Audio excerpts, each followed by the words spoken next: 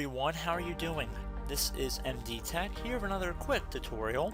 In today's video, I'm going to show you guys how to reset your administrative password on your Windows 10 device. So we're going to go through a couple of different ways on how to resolve this. So the two primary ways that you're going to resolve it is going to depend on if you're using a local account or a Microsoft based account. So if you do not have any email address linked to your computer, so you don't have to insert your Microsoft.com email every time you turn your computer, this tutorial will cover you guys as well.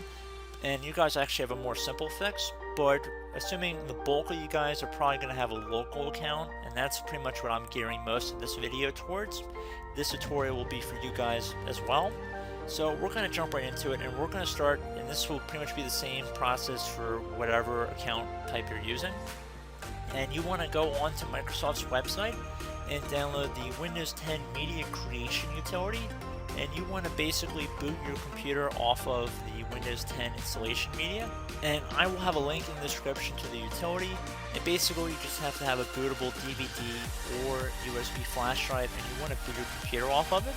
So if you guys are familiar with the BIOS settings, you're more than welcome to change the boot order to your DVD or USB flash drive to be your first boot option drive, and that will be your computer off of the disk or the USB flash drive respectively. And also, if you knew how to get into your boot menu options, you're welcome to do this as well. Now, depending on your computer's manufacturer, the key might be a little bit different, but generally it's either the escape or the F2 key when your computer is booting up.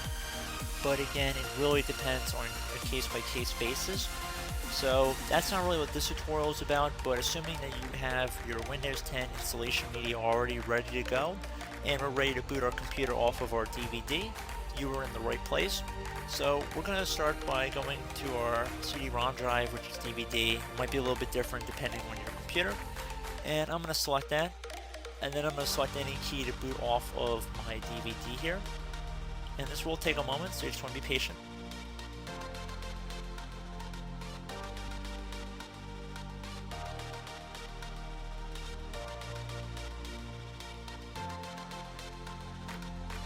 And then once you're on the screen, you want to hold down the Shift and the F10 key on your keyboard at the same time. So Shift and the F10, only those two keys. F10 is a function key on the top of your keyboard. I'm not telling you to tap the F key and the 10 key. It's one key. So hold down the Shift and the F10 to open up the elevated command line window. And now you want to type in disk part, one word. And then once you're typing that in, and keep in mind disk is spelled with a K.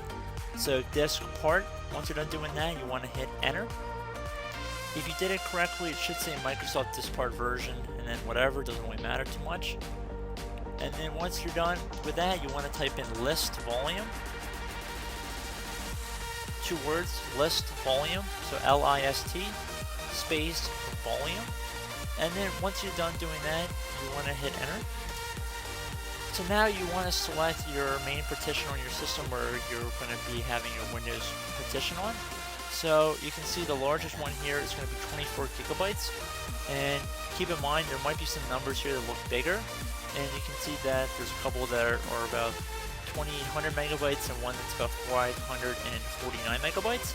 Keep in mind there's 1024 megabytes in a gigabyte, so it's considerably smaller than that 24 gigabytes. And you can also see the other two drives have different labels. So one's the system reserve drive, and the other one might be the ESD ISO. You don't want to mess with those if you have any reserve partitions. So we want to select our volume 2 here. So you want to type in CD space, and you can see our letter is D. See this letter right here? It's D for volume 2. So we're going to select D, we're going to type the letter D, and then a colon. And a colon is just two dots on top of each other, so one dot and the second dot right underneath. Once you're doing that, you want to hit enter on your keyboard. Now you want to type exit. Now you want to type in CLS. So CLS, that's not a 1, that is an L. So CLS. Then hit enter. Then you remember our previous letter was D, so we're going to select D again. So D colon, no spaces. Then you're going to hit enter. Now you're going to type in CD space Windows. Then you're going to hit enter. And now you're going to type in CD space system 32. Then you're going to hit enter one more time. And now you're going to type in copy space util man.exe. So again, utilman.exe. So man, util man.exe space util man1. So the number 1.exe. So you want to make sure it's spelled exactly how it is on my screen right here. So copy space util man man.exe space util man1. This is number 1, not spelled out ONE, it's the number 1.exe. Once you're done doing that, you want to hit enter. It should say one file copied if you typed it incorrectly. If you did not, you're more than welcome to go type that command in again. And now what you want to do is type in copy space cmd.exe space cmd1.exe. So again, exactly how it appears on my screen here, and this time we have a space in between copy, cmd.exe, and cmd1.exe. And then it should say one file copied. So now you want to type in del space util man.exe. So again, utilman.exe. You want to have that del in front and a space in between those two. And then once you're done doing that, you want to hit enter on your keyboard. And basically this will delete the old utilman.exe. And now that you've done that, you want to type in rename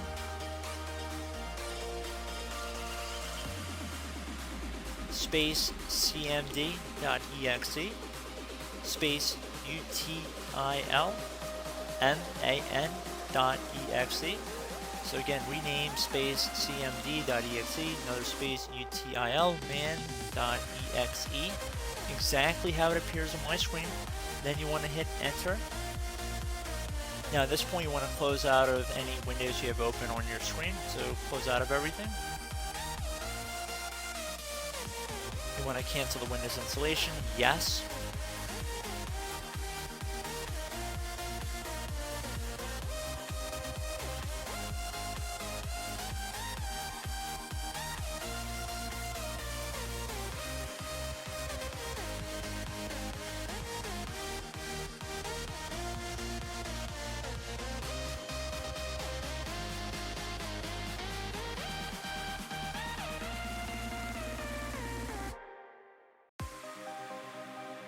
Now, if you have a lock screen, you want to scroll up the screen, so you normally would, and then when you're on a screen that appears like this, you want to go down to the ease of access icon down here, where it looks like a little clock. It should be the middle icon. You want to left click on it, and now this will open up a command line window. And now you want to type in control space user passwords 2. And then once you're done doing that, you want to hit enter.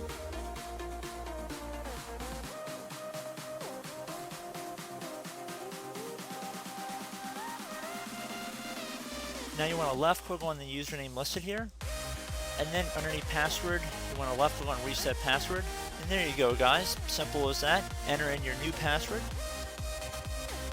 and then confirm the new password, then click on OK, click on OK again,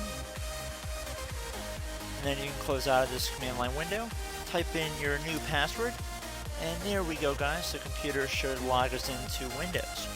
So I should note, if you are not using a local account and you're using a Microsoft account, instead of doing what we showed in this tutorial, a little bit of a modification, you want to type into the command line window when we're back in the troubleshooting view, you want to type in net user administrator active. So again, net user administrator active, and then this will create an administrator account that's visible to you, and I recommend signing into that account. and then you can go in and delete the other email account if you're unable to get in. So it's pretty easy to do that, and you would be able to probably change the password of the other account once you sign in with the administrative account. So that's for the Microsoft account method. But I do hope this brief video was able to help you guys out, and as always, thank you guys for watching, and I look forward to catching you all in the next tutorial.